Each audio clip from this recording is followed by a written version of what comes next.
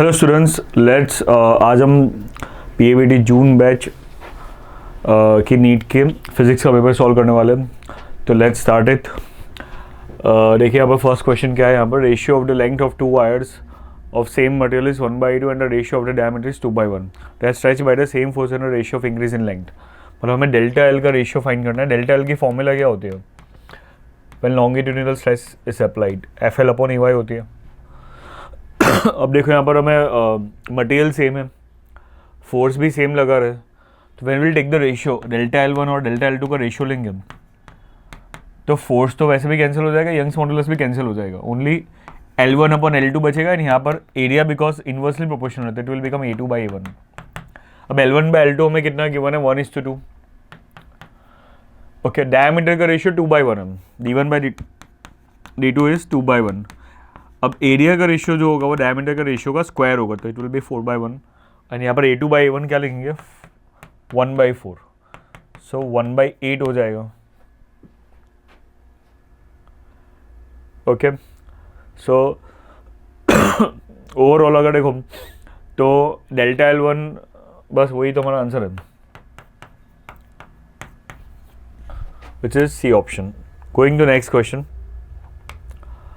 Young's modulus of a wire of length L and radius R is y Newton per meter squared. If the length and radius are reduced to L/2 and R/2, then its Young's modulus will be. तो earlier जो wire है उसकी length given है, radius given है and Young's modulus given है। Okay, तो Young's modulus is equal to क्या होता है? वापस अगर मैं ये वाली फॉर्मूला यूज करूँ जो हमने लास्ट क्वेश्चन में यूज की, okay, Young's modulus is equal to F L upon A delta L होता है। बट लुक, यहाँ पर फॉर्मूला यूज़ करने की वैसे कोई ज़रूरत है नहीं। यंग्स मॉडुलस जो होता है, okay, that is the property of a material, intrinsic property of material.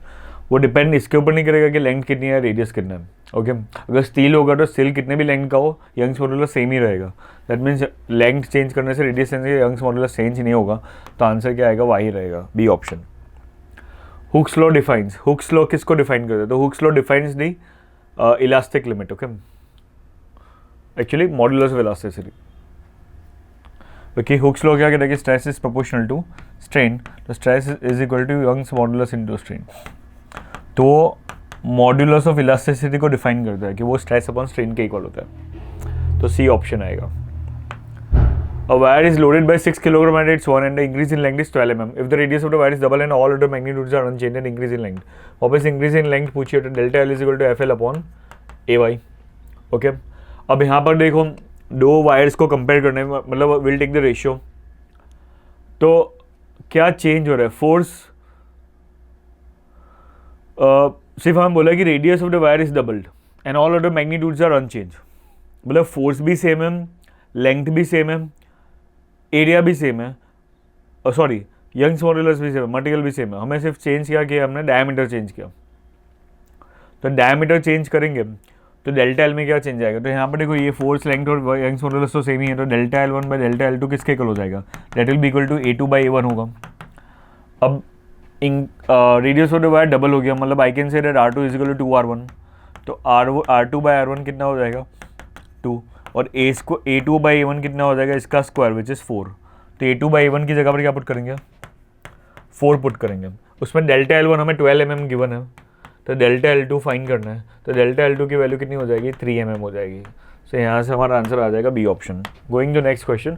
If the temperature increase is the modulus of elasticity, तो टेम्परेचर इंक्रीज करेंगे एक्चुअली, तो यंग्स मॉडुलस और मॉडुलस ऑफ इलास्टिसिटी में क्या difference आएगा? वी नो के modulus of elasticity क्या होता है कि that is stress required to get a unit amount of strain. Okay, how much stress is required, किसको कितना स्ट्रेस लगाना पड़ेगा कोई भी मटेरियल के ऊपर कि यूनिट स्ट्रेन 1% उसका स्ट्रेन हो सके। तो अगर मैं टेम्परेचर इंक्रीज करूंगा तो टेम्परेचर इंक्रीज करने से क्या होगा कि मॉलिक्यूल्स के बीच में जो गैप होगा, तो मॉलिक्यूल्स ज़्यादा थर्मल एनर्जी इंक्रीज हो जाएगी। थर्मल एनर्जी इंक्रीज होगी मतलब मॉलिक्यूल्स के बीच में जो इंटरमॉलिक्यूलर फोर्स होगा वो थोड़ा वीक हो जाएगा। ओके, तो अब मुझे स्ट्रेस कम लगाना पड़ेगा to get the unit amount of strain. That means Young's modulus की वैल्यू क्या हो जाएगी? डिक्रीज हो जाएगी। सो आंसर आएगा A option. A force F is needed to break a copper wire having radius R. The force needed to break a copper wire of radius 2R. तो force is equal to stress into area. Okay, अब breaking stress fix रहेगा तो force is proportional to area हो जाएगा. तो पहले area is can be written as pi r square, so I can say force is proportional to r square. तो पहले force F था, रेडियस आर था, अब रेडियस डबल हो गया तो फोर्स कितना हो जाएगा. तो यहाँ से देखो, अगर रेडियस अगर मैं डबल कर दूंगा तो फोर्स कितना हो जाएगा, 4 टाइम्स हो जाएगा, बिकॉज स्क्वायर है, आर का स्क्वायर. तो F L take the ratio F upon F dash. तो ये एफ है, ये एफ डैश मुझे फाइन करना है. ये आर स्क्वायर लूँगा, ये 2r होल स्क्वायर लूँगा. तो finally you will get r square upon 4r square. So that is equal to F dash is equal to 4f. मतलब हमारा आंसर आ जाएगा C option. Going to next question, relation between Young's modulus, bulk modulus and modulus of rigidity. तो इसका answer actually आएगा A option, y is equal to 9 eta k plus eta plus 3k. If x longitudinal strain is produced in a wire of Young's modulus of y and energy is stored in a material of the wire. Energy stored in a material of the wire किसके कर होती है? Per unit volume, small you. Energy density find करनी है, तो half into stress into strain. Okay, अब because हमें यहाँ पर स्ट्रेस की कोई इन्फॉर्मेशन है तो स्ट्रेस को हटा देंगे, स्ट्रेस को लिखेंगे stress is equal to strain into Young's modulus. So I will write strain square into Young's modulus. Okay, तो स्ट्रेन कितना गिवन है, strain is given by X and Young's modulus is given by Y. तो हमारा answer आ जाएगा half X square Y, which is D option. Going to next question, why the spring is made up of steel in comparison of copper, because steel is more elastic than copper.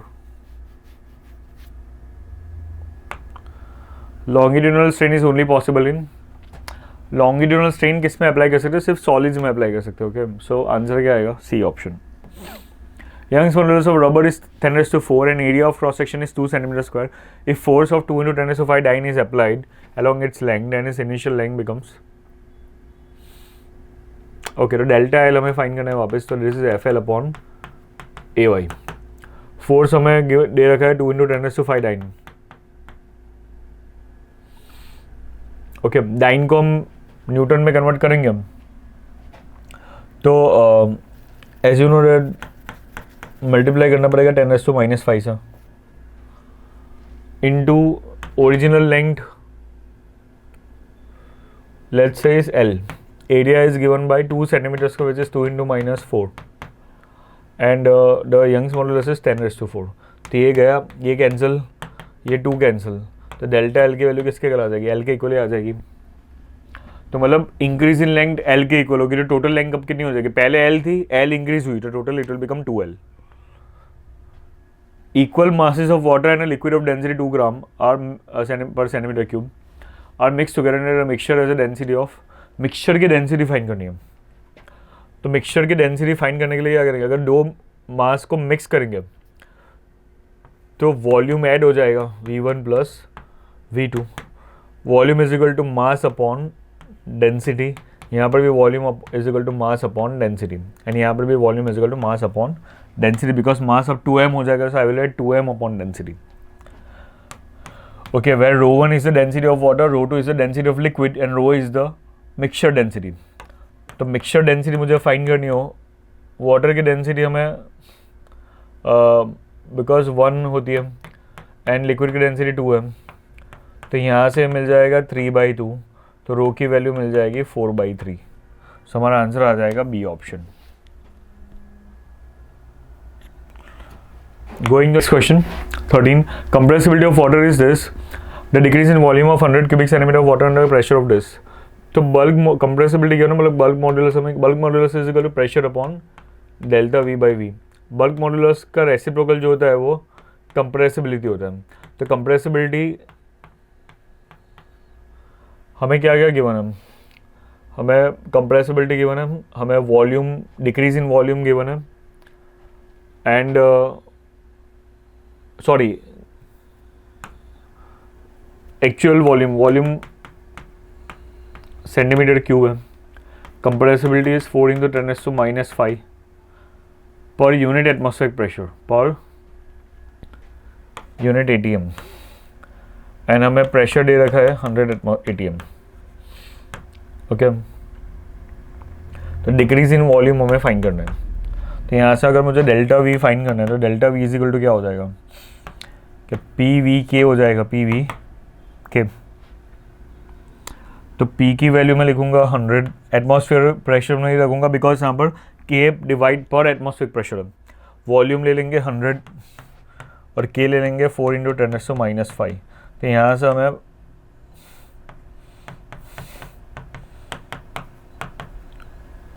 Answer मिल जाएगा 0.4 centimetre cube, which is A option. A ball falling in a lake of depth 100 meter, 200 meter shows 0.1 degrees of its volume. What is the bulk modulus? The bulk modulus is pressure upon delta V by V. Pressure हमें पता है कि रो g H के equal लेंगे। अब रो कितना है, तो rho density of water is 1000, g is not given too, will take 9.8, H is given by 200 और डेल्टा वी बाई वी हमें 0.1% दे रखा है, तो परसेंटेज हटाने के लिए हम डिवाइड बाय 100 कर देंगे इसको। तो 9.8 इंटू 2 कितना हो जाएगा, 19.6 हो जाएगा।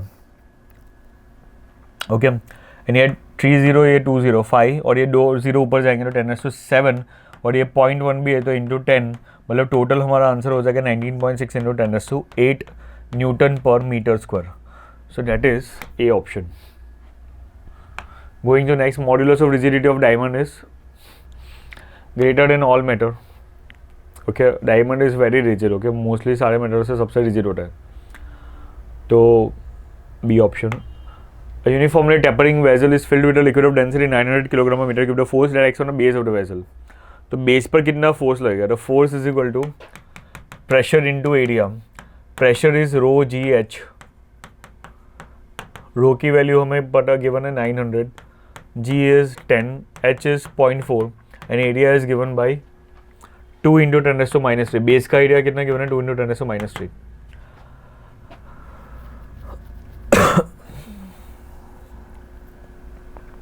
तो यहाँ से 4 9 36, 2 72, 72 इंटू 10⁻⁻1 हो जाएगा, मतलब 7.2 न्यूटन हमारा आंसर आएगा, which is B option. Okay, next question में जाते हैं। Siphon is use in to demonstrate in the following figure, the density of the liquid flowing in siphon is 1.5 gram per centimeter cube. The pressure difference between the point P and the point S. तो देखो point P भी open है, मतलब यहाँ पर atmospheric pressure लग रहा होगा, पॉइंट S भी ओपन है तो यहाँ पर भी एटमॉस्फेरिक प्रेशर लग रहा होगा, मतलब नेट प्रेशर डिफरेंस कितना हो जाएगा, 0। तो सी ऑप्शन हमारा आंसर आएगा। Density of ice is rho and rate of water is sigma. What will be the decrease in volume when a mass m of ice melts? तो वॉल्यूम कितना decrease होगा, तो initial volume minus final volume of ice. तो ice का पहले volume कितना होगा कि मास m अपॉन आइस की डेंसिटी रो के इक्वल है, माइनस जब आइस वाटर में कन्वर्ट हो जाएगा तो डेंसिटी वाटर की लेंगे m बाई सिग्मा, तो m कॉमन निकालेंगे तो 1 by rho minus 1 by sigma. Okay, so that is C option. Equal mass of water and liquid of density 2 are mixed together and a mixture has a density of, तो mixture की density find करनी है। So here also same question हो गया, अभी जो हमने find किया था कि मिक्सचर की डेंसिटी कितनी हो जाएगी, that we have found out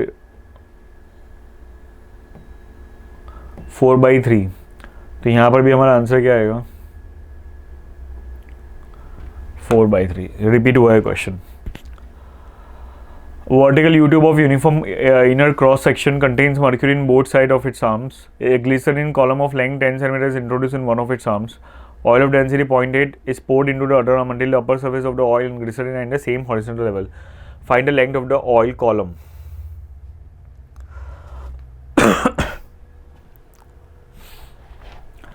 तो ऑयल कॉलम की लेंथ फाइंड करनी है। अब यहाँ पे देखो मैनोमीटर है तो हम ये वाला लेवल ले लेंगे और यहाँ का प्रेशर और यहाँ का प्रेशर इक्वेट कर देंगे। एक्रोनिम पास कर लो, P1 is equal to P2। अब P1 के ऊपर क्या है, ग्लिसरीन है, ग्लिसरीन का प्रेशर कितना होगा, that is rho g h, let's call it rho 1 और H1। यहाँ पर ऊपर क्या है, ऑयल है, तो ऑयल का प्रेशर जो होगा वो रो जी एच प्लस ये जो है वो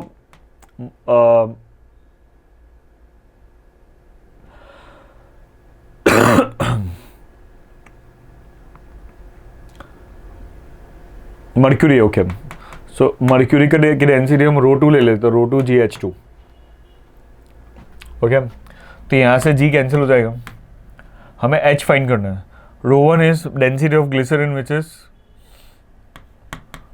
1.3 इंटू H1 उसकी हाइट विच इज 10, रो मतलब मर्क्यूरी की density which is 13.6, sorry oil की density which is 0.8 into H, और ये 13.6 इंटू H2 की वैल्यू कितनी है? H2 की वैल्यू हमें गिवन है एक्चुअली 10 माइनस H, ओके। ये अगर 10 है, ये H है, तो ये कितना हो जाएगा? 10 माइनस H हो जाएगा। अब यहाँ से 13 मिलेगा,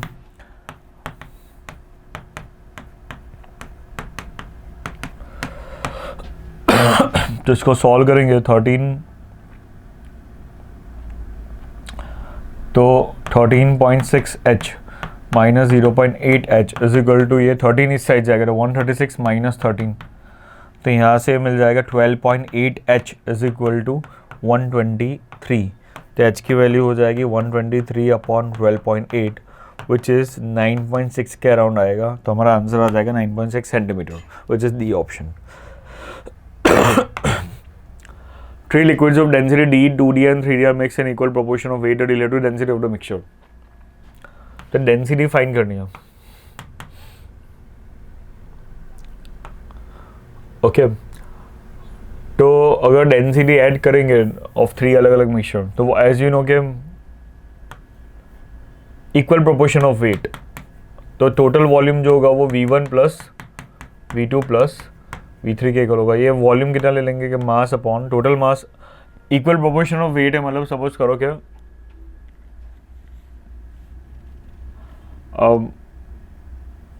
तीनों का जो वेट होगा वो सेम होगा। तो अगर मैं एक का मास m ले लूँ तो टोटल मास 3m हो जाएगा, 3m upon total density rho, okay. First वो के मास अपॉन डेंसिटी, सेकेंड लिक्विड के mass upon 2D and third की mass upon 3D।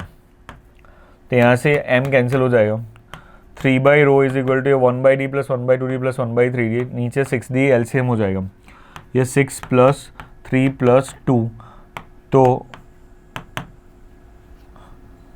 11 upon 6d हो जाएगा। मतलब हमारा जो रो आएगा वो 18d/11 के इक्वल आएगा which is B option. Find adjacent from the adjacent figure correct observation is कि यहाँ पर एक अलग अलग दो वेजल गिवन है, दोनों में वाटर फिल किया हुआ है, तो प्रेशर ऑन द बॉटम किस पे ज़्यादा होगा? बिकॉज दोनों की हाइट सेम है एज यू कैन सी, तो प्रेशर रो जी एच हो रहा है जो दोनों में सेम ही होगा। तो हमारा आंसर क्या आ जाएगा? D option, but pressure on both A and B is same. यहाँ पर क्या देख रहा है क्वेश्चन में कि आइसबर्ग है which is floating in water, तो आइसबर्ग का कितना पोर्शन अंडर होगा? Percentage of volume which is inside outside the water, sorry. तो V inside divide by V क्या होता है? सिग्मा बाई रो के इक्वल होता है, where sigma is the density of ice, rho is the density of water. V outside find करना है, तो V इनसाइड को मैं लिख दूंगा V minus V outside, otherwise directly यही फाइंड कर लेता हूँ। तो देखो V इनसाइड अपॉन V किसके इक्वल होगा? सिग्मा में दे रखा है 900 एंड ये दे रखा है 1000, मतलब V इनसाइड अपॉन V कितना होगा? 0.9, परसेंटेज में कितना हो जाएगा? डेट विल बी 90%, मतलब 90% आइसबर्ग इनसाइड है, तो आउटसाइड कितना होगा? आउटसाइड 10% होगा, मतलब आंसर आ जाएगा C option. A concrete sphere of radius r has a cavity of radius r which is packed with a sawdust. The specific gravity of concrete and sawdust are respectively 2.4 and 0.3 for the sphere to float with its entire volume submerged underwater. Ratio of mass of concrete to mass of sawdust. मतलब something ऐसे कुछ है कि एक water के अंदर एक sphere है, स्फीयर के अंदर एक दूसरा हॉलो पोर्शन है जिसके अंदर हमने एक दूसरा मटेरियल, भारी एक कॉन्क्रीट है और अंदर की साइड क्या है? ये सॉडस्ट है, और ये पूरा का पूरा सबमर्ज हो गया है, फ्लोट कर रहा है बट पूरा का पूरा सबमर्ज है। तो ratio of mass of concrete to mass of sawdust, because ये फ्लोट कर रहा है, मतलब जो ब्योंसी फोर्स होगा that will be equal to gravitational force due to of concrete plus gravitational force of sawdust. Capital M concrete का mass है और स्मॉल एम सॉडस्ट का मास है। बियॉन्सी फोर्स को मैं रो वी जी कंसिडर कर लेता हूँ।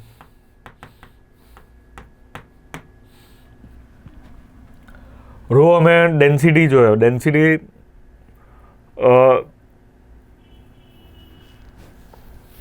हमें क्या दे रखा है, कंक्रीट की रिलेटिव डेंसिटी दे रखी है एंड सॉडस्ट की रिलेटिव डेंसिटी दे रखी है। ये रो डेंसिटी ऑफ वाटर है। तो मैं क्या करूँगा, फर्स्ट ऑफ ऑल कि m को लिख दूंगा sigma into V1 plus sigma two V2, बस sigma is one density of concrete, sigma two density of sawdust. अब ये रो को अगर मैं डिवाइड करूंगा,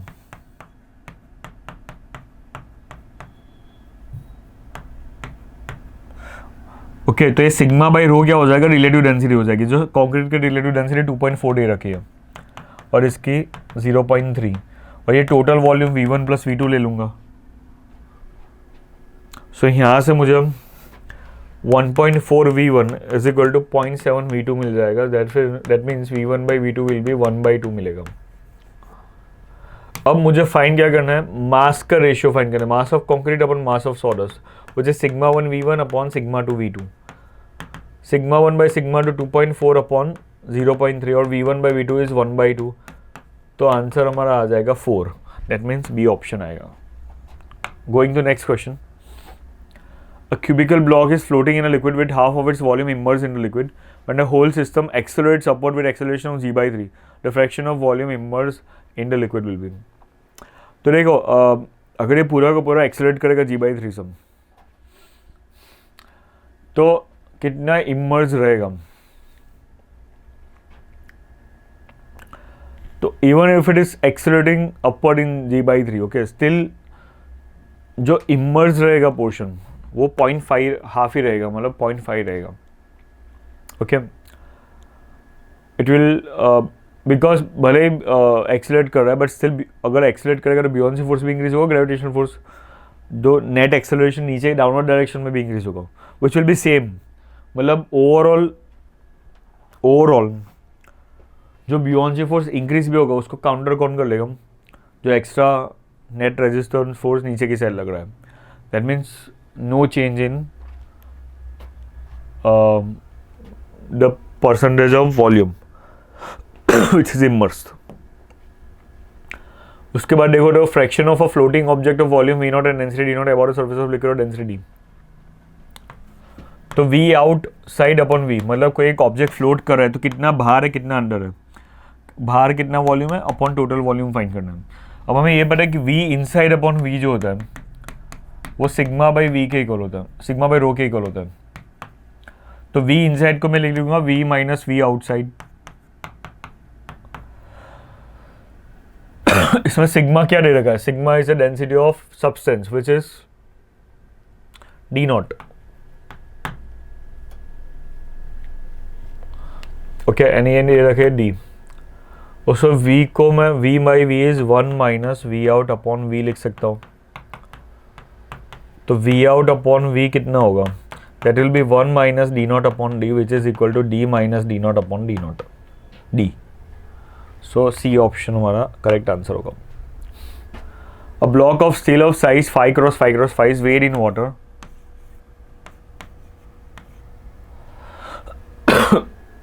तो अगर वेट करेंगे तो रिलेटिव डेंसिटी 7 है, तो एपरेंट वेट कितना होगा, तो as you know apparent weight किसके इक्वल है, apparent weight is gravitational force minus buoyancy force.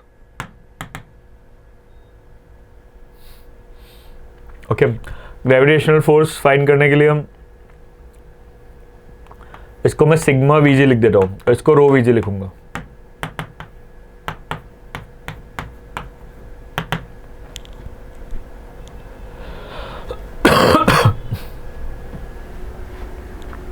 So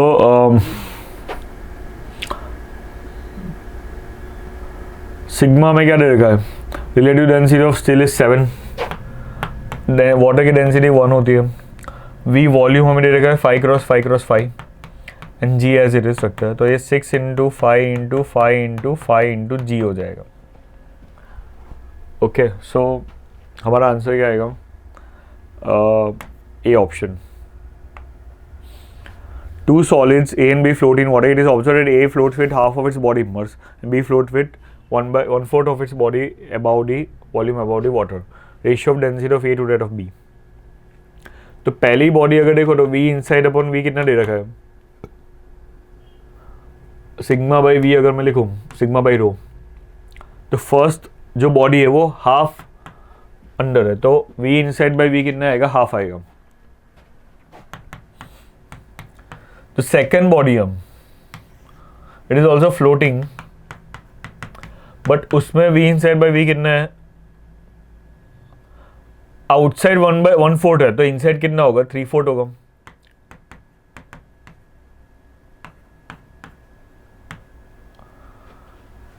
हमें फाइंड क्या करना है, ratio of the density of A to that of B, मतलब सिग्मा 1/σ2 फाइंड करना है। सिग्मा 1/σ2 कितना मिलेगा, यहाँ से ये रो बाई 2 हो जाएगा एंड सिग्मा 2 यहाँ से 3/4 ऑफ रो हो जाएगा, तो रो कैंसिल हो गया।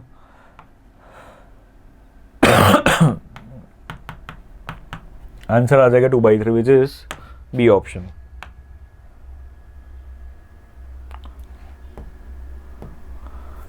A candle of diameter d is floating on a liquid in a cylindrical container of diameter d as shown in the figure. It is burning at a rate of 2 cm per hour and the top of the candle will be okay। यहाँ पर देखो एक candle है, that candle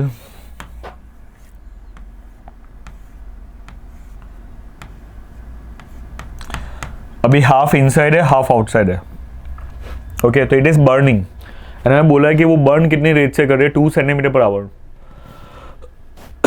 मतलब एक 1 our में ये 2 centimetre कम हो जाएगी इसकी हाइट। अब सी कितना वो बर्न होगी तो एक्चुअली ऑब्वियसली क्या होगा कि जो आउटसाइड वॉल्यूम होगा वो कम हो जाएगा, बट हमें पता है कि वी इनसाइड अपॉन वी जो होता है it only depends on sigma by rho. तो भले लेंथ के ऊपर डिपेंड नहीं करता, मतलब कितना पोर्शन बाहर रहेगा कितना पोर्शन अंडर रहेगा वो डिपेंड ओनली डेंसिटी पर करेगा।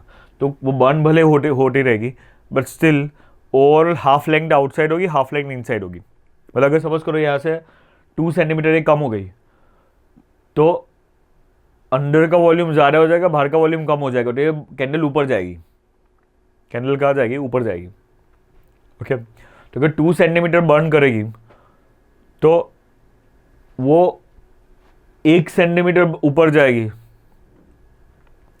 सर मैम 1 सेंटीमीटर कहाँ जाएगी, ऊपर जाएगी, सो दैट सेम लेंथ हो सके ऊपर और नीचे। अगर यहाँ पर L/2 हो जाएगी, सपोज ये कैंडल की लेट्स से लेंथ होती 8 सेंटीमीटर, ओके। अगर उसमें 4 अभी अंदर है 4 बाहर है, तो अगर ऊपर से 2 कम हो जाएगी तो बाहर की तरफ अब कितनी हो जाएगी, 2 हो जाएगी। तो 2 हो जाएगी, मुझे कितनी करनी है, हाफ करनी है। तो 3 अभी टोटल लेंथ 6 है, मतलब 3 आउटसाइड होनी चाहिए 3 इनसाइड होनी चाहिए। तो अभी तो 4 बाहर है और 2 बाहर है और 4 अंदर है, तो उसको कितना ऊपर जाना पड़ेगा, 1 ऊपर जाना पड़ेगा ताकि 3 हो जाए सेम, मतलब 1 सेंटीमीटर ऊपर की साइड जाएगी। दैट मीन्स हमारा आंसर क्या आएगा, go up at the rate of 1 centimetre per our, okay. But भले वो 1 सेंटीमीटर ऊपर जाएगी बट ओवरऑल उसका जो टॉप है, हमें क्या पूछा, टॉप कितनी रेट से डाउन, टॉप कितनी रेट से मूव हो रहा है। तो टॉप 2 नीचे 2 कम हुई और 1 ऊपर गई, मतलब ओवरऑल 1 सेंटीमीटर कम हो गया टॉप, जो कैंडल का टॉप था वो कितने नीचे चला गया, 1 सेंटीमीटर। मीन्स हमारा आंसर एक्चुअली बी ऑप्शन आएगा, fall at the rate of 1 centimetre per hour. Construction of submarine is based on, submarine Archimedes principle पर वर्क करती है, okay. So that is first option. Next question, what will the centre mass on combining 2 masses m and M, capital M. तो एक मास M है एक mass capital M है, अगर मैं दोनों को कंबाइन कर दूं तो ऑब्वियसली सेंटर ऑफ मास कहाँ पर होगा, टूवर्ड्स एम, मतलब एम की तरफ होगा क्योंकि एम ज़्यादा मास है, तो हमारा आंसर आ जाएगा B option. 2 objects of masses 200 and 500 possess velocities 10 and 3i plus 5j cap.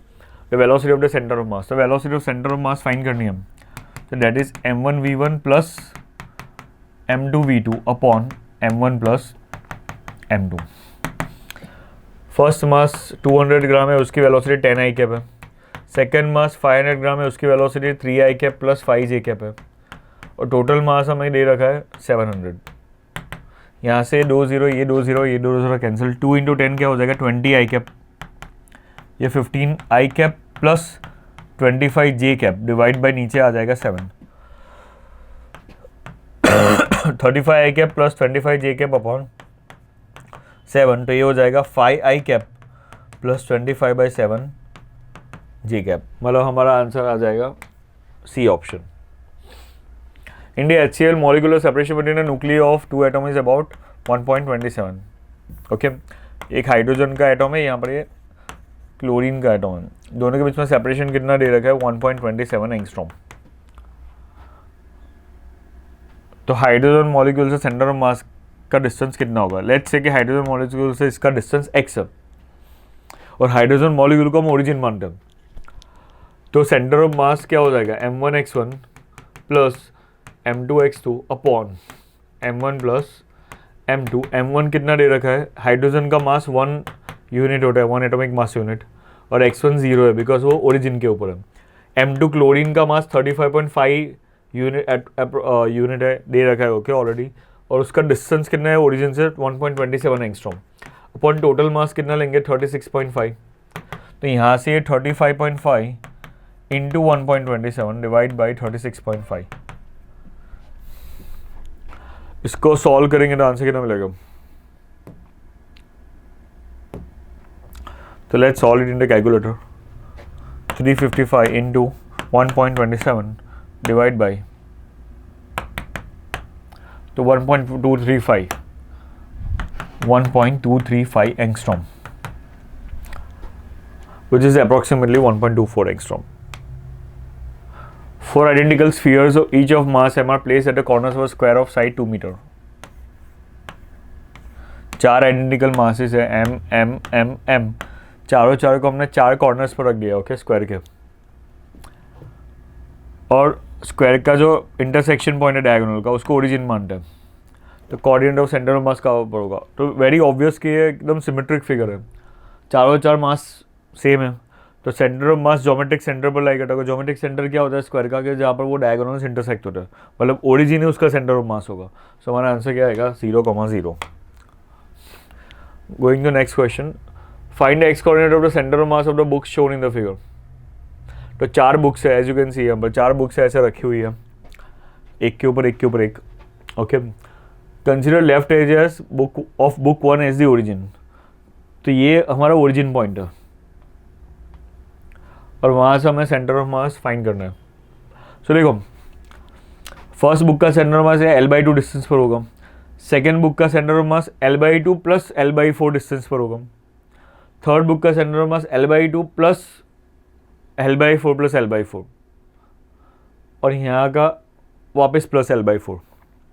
तो अगर मैं सेंटर ऑफ मास फाइंड करूँ m1x1 plus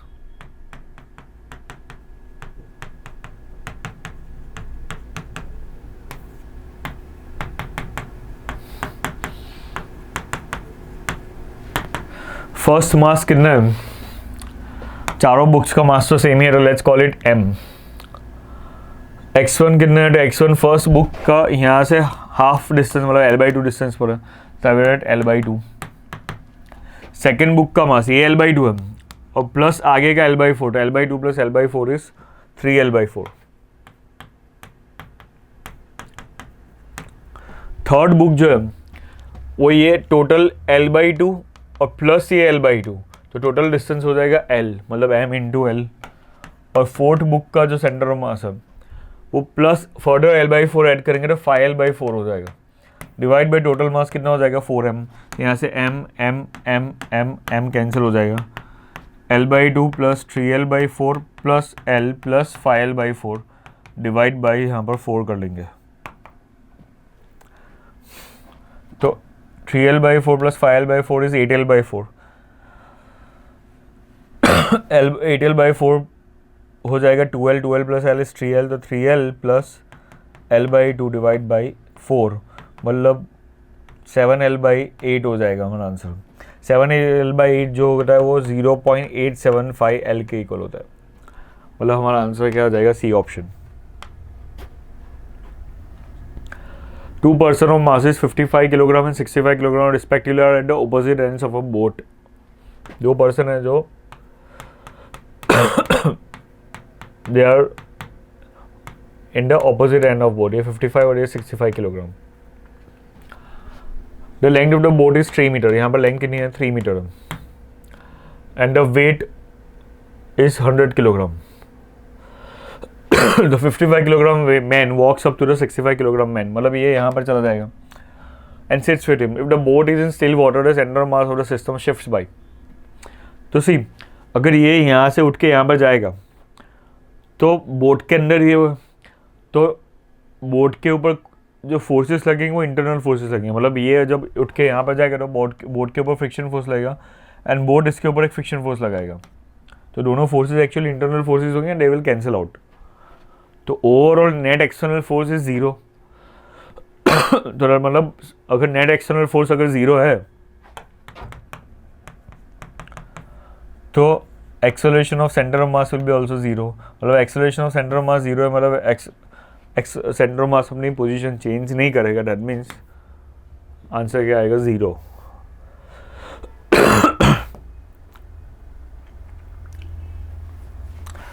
A circular disk of radius r is removed from a bigger circular disk of radius 2r such that the circumference of the disk coincide.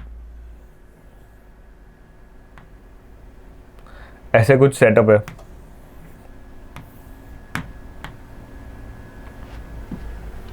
Okay, एक disc है जिसका radius कितना है 2r, ये बिगर disc का radius 2r है और smaller disc का रेडियस r के इक्वल है।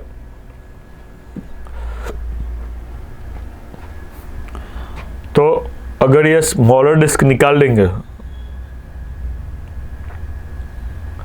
तो what will be the centre of mass of the remaining disc, को हमें फाइंड करना है। मतलब अब देखो बिगर डिस्क है, इसको ओरिजिन मानेंगे तो बिगर डिस्क का सेंटर ऑफ मास ओरिजिन पर होगा, स्मॉलर डिस्क का सेंटर ऑफ मास यहाँ पर होगा which is at the distance of r/2 from the origin. Okay, तो जब रिमूव करेंगे तो जो सेंटर ऑफ मास होगा वो m1x1 minus m2x2 upon m1 minus m2 के इक्वल होगा, जिसमें m1 because it's a 2D figure, mass हमें नहीं पता, तो मास को हम डेंसिटी इंटू एरिया ले लेंगे, तो डेंसिटी तो कैंसिल हो जाएगी, मतलब area 1 upon into x1 minus area 2 into x2 upon area 1 minus area 2, जिसमें एरिया 1 क्या लेंगे, बिगर डिस्क का area which is pi r 2r square, तो 4 पाई r स्क्वायर हो जाएगा इंटू x1 0 क्योंकि ओरिजिन पर है सेंटर ऑफ मास, a2 मतलब स्मॉलर डिस्क का area which is pi, sorry ये r होगा r स्क्वायर इंटू उसका जो सेंटर ऑफ मास है वो r डिस्टेंस पर है, divide by 4 pi r square minus pi r square.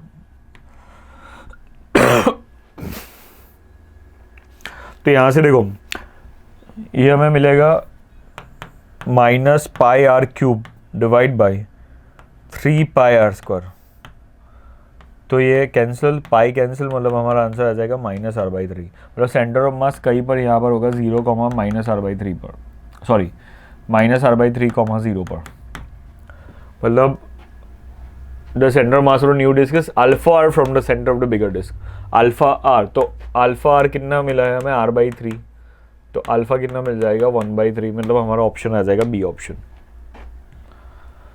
Distance of centre of mass of a solid uniform cone from the vertex is z0, the radius of the bigger base is r and its height is h and h0 is equal to z0 is equal to, तो कोन का centre of मास हमें find करना है from the vertex, तो vertex से जो centre of मास होता है वो कितने डिस्टेंस पर होता है, it is at a distance of 3h/4, तो हमारा आंसर आ जाएगा ए ऑप्शन।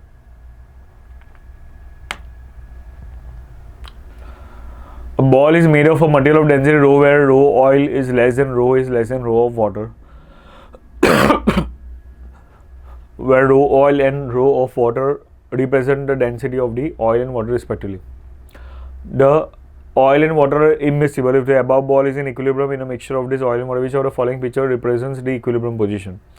अब देखो हमें पता कि बॉल की जो डेंसिटी है वो दोनों के बीच में है, ऑयल की डेंसिटी सबसे कम है, वाटर की डेंसिटी सबसे ज़्यादा है, बॉल की डेंसिटी मिडल में। तो सेटअप कैसा होगा कि ऑयल ऊपर होगा, वाटर नीचे होगा, बॉल दोनों के बीच में होगा, मीन्स हमारा सी ऑप्शन करेक्ट आंसर होगा। Okay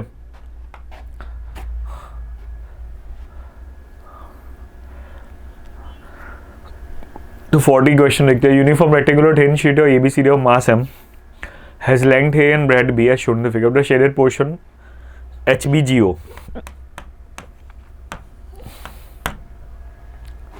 is cut off the coordinate of the center of mass for the remaining portion. वहाँ पे सेंटर ऑफ मास फाइंड करना है, तो m1x1 minus m2x2 upon m1 minus m2 ले लेंगे. अब देखो ओवरऑल ये रेक्टेंगुलर का सेंटर ऑफ मास यहाँ पर होगा ओरिजिन के ऊपर, नॉट ओरिजिन एक्चुअली, ओरिजिन हमारा ये रहा, ये पॉइंट जो होगा उसके कोऑर्डिनेट्स a/2 b/2 होंगे.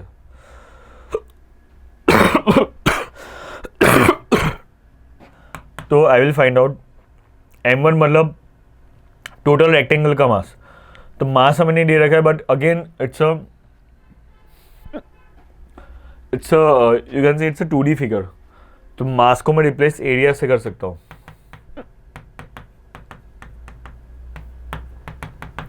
तो टोटल रेक्टेंगल का एरिया कितना होगा, which is A length into breadth which is a into B, और उसका सेंटर ऑफ मास कहाँ पर लाई कर रहा है, a/2 पर. ये रिमूव रेक्टेंगल है, उसका सेंटर ऑफ मास कहाँ पर होगा, कि यहाँ पर होगा. एंड दैट पॉइंट इज यहाँ से बिल्कुल a/4 डिस्टेंस होगा, मतलब टोटल यहाँ से डिस्टेंस हो जाएगा a/2 plus a/4 which is 3a/4, और यहाँ से इसका डिस्टेंस हो जाएगा 3b/4. Area of the shaded part is because ये a/2 और ये b/2 है, तो a/2 इंटू b/2 और x coordinate 3a/4 upon difference of area is ab minus ab/4. तो यहाँ से a square b/2 minus 3a square b upon 16 divide by 3ab/4. तो एक a और एक b, एक a और एक b, एक a और एक b कैंसिल हो जाएगा. So I will get a/2 minus 3a/16 upon 3a/4.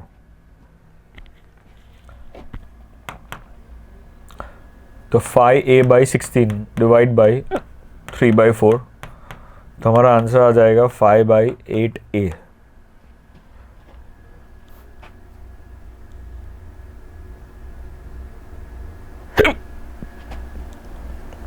Sorry, not 5/8, 5/12a.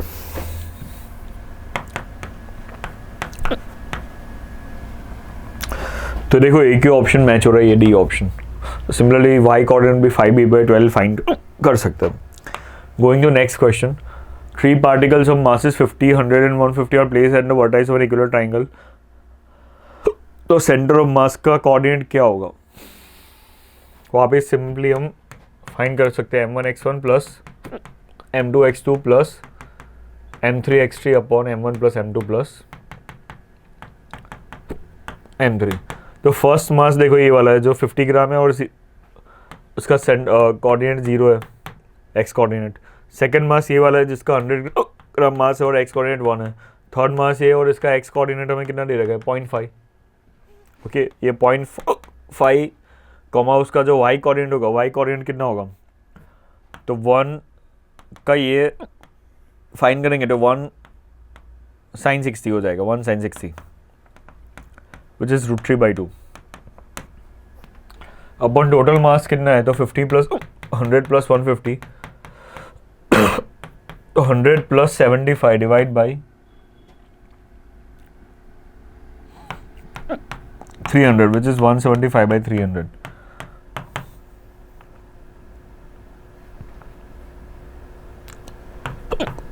तो हमारा आंसर 7/12 आएगा.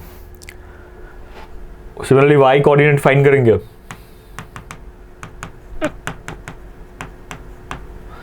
यहाँ पे मैं फाइंड कर लेता हूँ.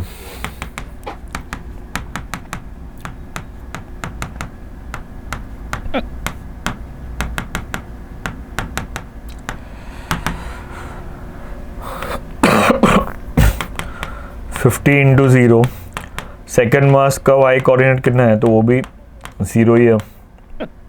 और थर्ड मास का वाई कोऑर्डिनेट कितना है कि √3/2 डिवाइड बाई टोटल मास हमारा 300 है, तो यहाँ से 150 इंटू √3/2 इंटू 300 हो जाएगा, मतलब हमारा आंसर आ जाएगा √3/4।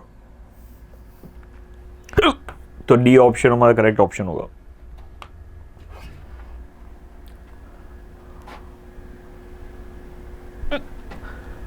यहाँ पर देखिए क्वेश्चन क्या है, rod of length L is 3 metre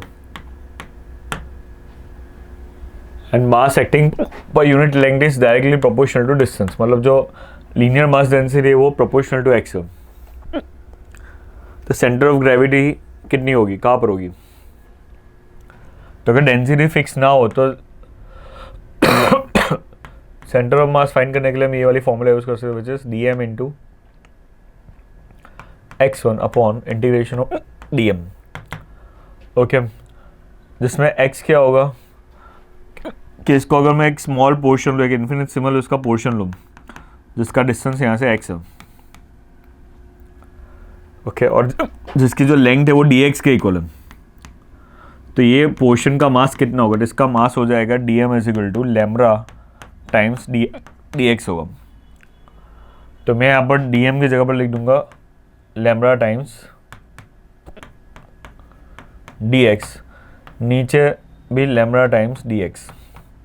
अब लैम्ब्डा किसके इक्वल है? तो lambda is proportional to x, तो लैम्ब्डा को मैं kx लिख सकता हूँ, तो I will let kx dx divide by नीचे भी हो जाएगा kx dx, तो k तो वैसे भी कैंसिल हो जाएगा, so I will get this x² dx divide by x dx, तो x³/3 डिवाइड बाई x²/2, तो हो जाएगा 2x/3। और फ्रॉम लिमिट समय क्या पुट करनी है? तो लिमिट हमारी है 0 to 3 मीटर, तो यहाँ पर हमारा आंसर आ जाएगा 6/3 माइनस 0 विच इज 2, तो ऑप्शन हो जाएगा 2 मीटर, मतलब centre of mass 2 metre distance पर होगा।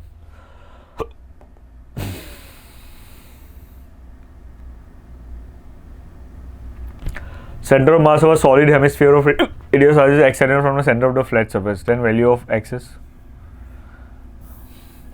okay. हेमिस्फीयर का हमें सेंटर ऑफ मास फाइंड करना है, तो हेमिस्फीयर का सेंटर ऑफ मास कितना होगा?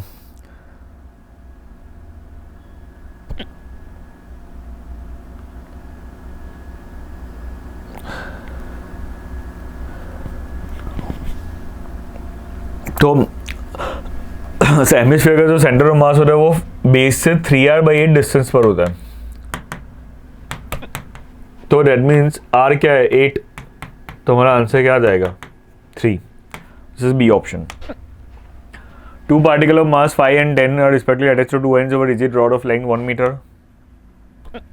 एक रिजिड रॉड है, यहाँ पर 5 किलोग्राम का मास है, यहाँ पर 10 किलोग्राम का मास है, ओके, और length of the rod 1 metre है,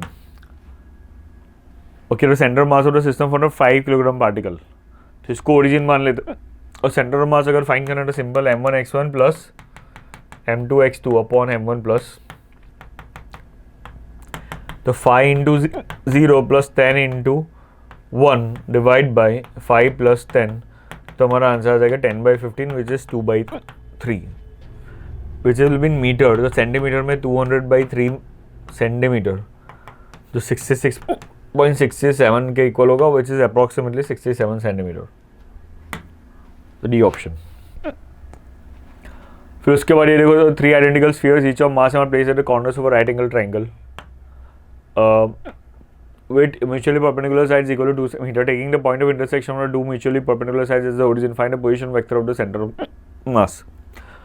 तो सेंटर ऑफ मास वापस फाइंड करना, तो लेट्स टेक इट m1, मैं इसको वेक्टर फॉर्म में लिख देता हूँ m1x1 plus m2x2 upon m1 plus m2।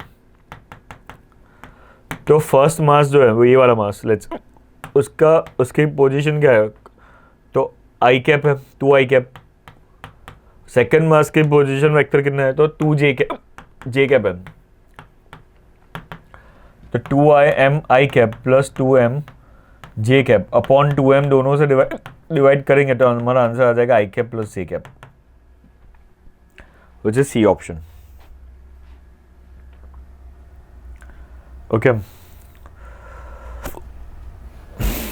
Okay so one mistake, यहाँ पर एक्चुअली 3 मासेस है, तो यहाँ पर ये 3m भी लेना पड़ेगा, and m into 0 I cap plus 0 j cap आएगा, बिकॉज वो ओरिजिन के ऊपर है। तो एक्चुअली यहाँ पर 2m/3 3m 2/3 आई कैप आएगा प्लस 2/3 j कैप आएगा, विच इज डी ऑप्शन आएगा, not C option. So that's all, ये 45 क्वेश्चंस। आई होप आपको समझ में आएगा। Thank you.